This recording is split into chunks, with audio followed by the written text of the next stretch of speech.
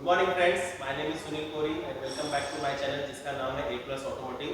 और आज के इस वीडियो में हम इलेक्ट्रॉनिक पावर स्टीयरिंग के प्रैक्टिकल को देखेंगे।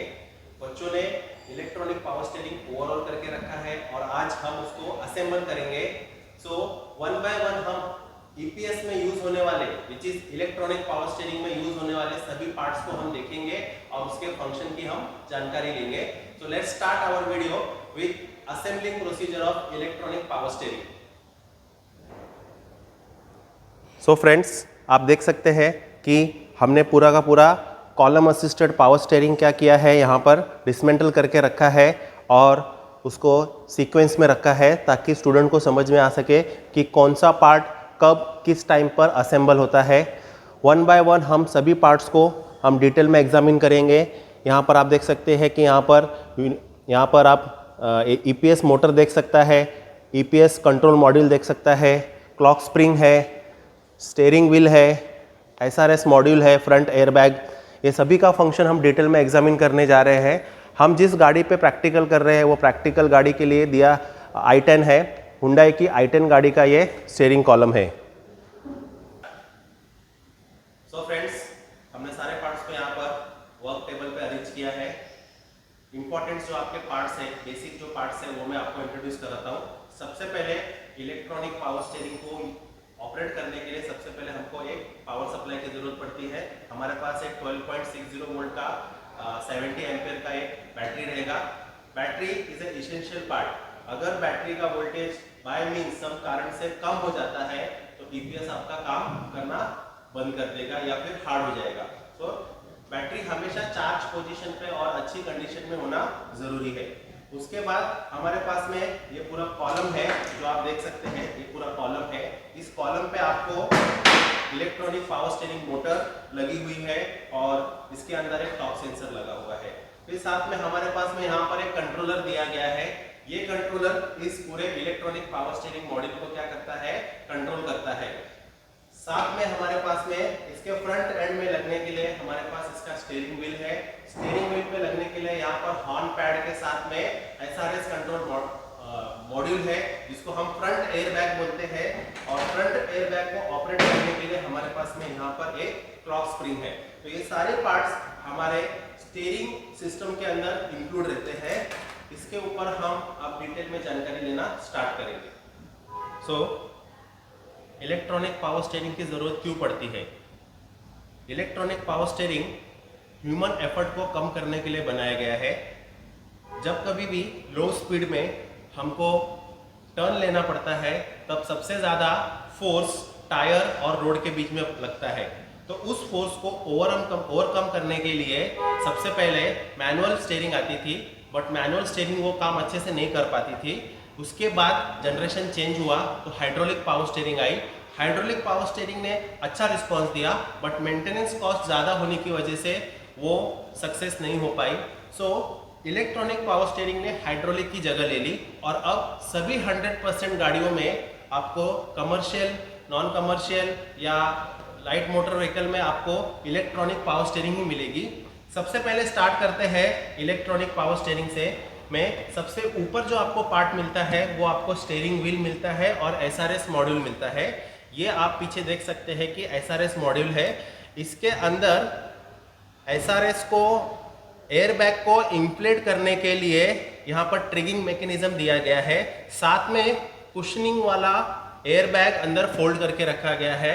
जब कभी भी इंपैक्ट होता है तो यहाँ से एयरबैग डिप्लॉय होता है और डिप्लॉय होके क्या होता है, गैसेस अंदर भर जाती है और सामने वाले पैसेंजर को क्या करता है, प्रोटेक्ट करता है। इस यूनिट के बाद जो यूनिट अटैच होता है वो आपका स्टीयरिंग व्हील है। स्टीयरिंग व्हील सेंट्रल शाफ्ट से कनेक्ट रहता है। दोनों साइड में आपको हॉर्न के कनेक्शन रहते हैं और इसके ऊपर आपका SRS module, front airbag module बैठता है। देन मेन कॉलम की बात करते हैं। मेन कॉलम में आप देख सकते हो, मेन कॉलम में यहाँ पर आपको मल्टी फंक्शन स्विच के कंट्रोल्स दिए गए हैं। यहाँ पर मल्टी फंक्शन स्विच है, एक साइड में लाइट के कंट्रोल्स रहते हैं और एक साइड में वाइपर के कंट्रोल रहते हैं। फिर यहाँ पर इग्निशन स्विच का सेटअप दिया गया है। आपको यहाँ पर इग्निशन चाबी ऑन ऑफ करना है, कॉलम को लॉक करना है उसका प्रोविजन दिया गया है। देन ये पूरा यूनिट आपको इलेक्ट्रॉनिक पावर स्टीयरिंग मॉड्यूल का मोटर माना जाता है। ये 70 एम्पियर पे 60 एम्पियर पे जो भी रिक्वायरमेंट है उस पर चलने वाला मोटर है। देन इसके अंदर आपको एक हॉल ऐसी टाइप टॉर्क सेंसर मिलेगा। ये टॉर्क सेंसर स्टीयरिंग कॉलम पे लगने वाले एफर्ट को क्या करता है, कैलकुलेट करता है, और वो कैलकुलेट किया हुआ एफर्ट कंट्रोलर तक पहुंचाता है। तो यहाँ पर ये ईपीएस कंट्रोल मॉड्यूल है। This is a brain of electronic power steering control module. इसी की वजह से आपका इलेक्ट्रॉनिक पावर स्टीयरिंग मोड पे काम करता है डिफरेंट। सो इस तक काम कराने के लिए आपको इन दोनों ये है आपका कंट्रोलर, फिर इनपुट और आउटपुट। ये मोटर आपका आउटपुट हो गया और सेंसर आपका इनपुट हो गया। तो इन तीनों के कॉम्बिनेशन से क्या होता है, ये पूरा प्रोसेस क्या होता है, चलता है। देन साथ में कॉलम के साथ में सबसे ऊपर क्लॉक स्प्रिंग अटैच रहती है।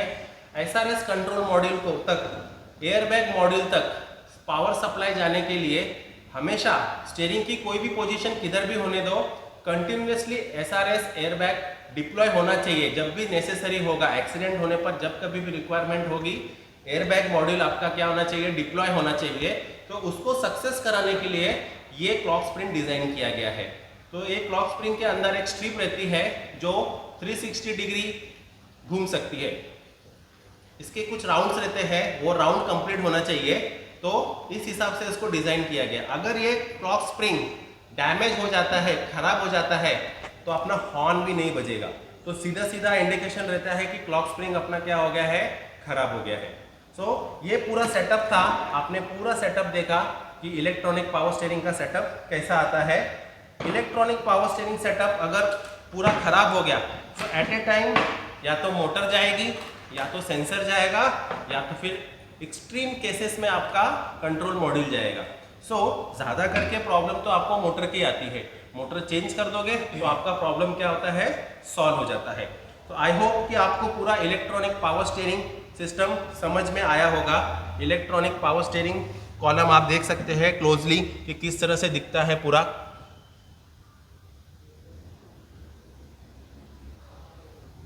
तो अभी आपने फंक्शन देखा। अब हमारे बच्चे इसको 1 बाय 1 करके असेंबल करेंगे और वीडियो शॉर्ट बनाऊंगा आप इसके बाद से, ताकि आपको सिर्फ असेंबलिंग का प्रोसीजर दिखा सकूं। एक पार्ट असेंबल होते जाएगा, फिर मैं आपको उसको वीडियो में क्या करूंगा, पुट करते हुए जाऊंगा। तो आइए स्टार्ट करते हैं electronic power steering, column assisted power steering का असेंबलिंग प्रोसीजर।